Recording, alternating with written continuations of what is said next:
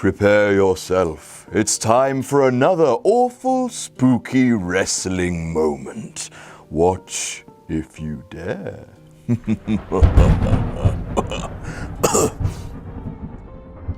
So it's time for some modern stupid bollocks now. Hell in a Cell 2014 and Ambrose versus Rollins. These guys were having the feud of the year. Ambrose was still channeling a bit more Brian Pillman than he was Nickelodeon, though that was changing thanks to segments like the hot dog cart. Seth Rollins was still not quite as much of the Authority's bitch, and these two were in a Hell in a Cell match. It headlined the pay-per-view, which delighted fans because they were doing it over John Cena. And it felt right. The match itself was a near classic. The guys fell off the Hell in a Cell through the announce tables. It was brutal. There was going to be like a curb stomp on some cinder blocks. It looked like Dean Ambrose was about to win the match and the feud, which he sorely needed to do. And then that happened.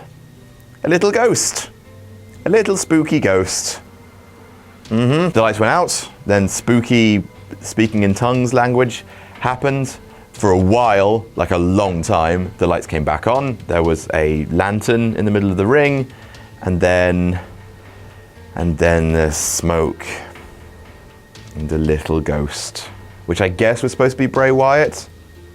Oh, Bray one can oh Bray. Yeah, that match was going really well up until that point.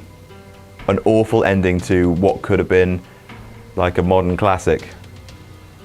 Ah, bollocks. That's all for now. Check back tomorrow for another awful, spooky wrestling moment.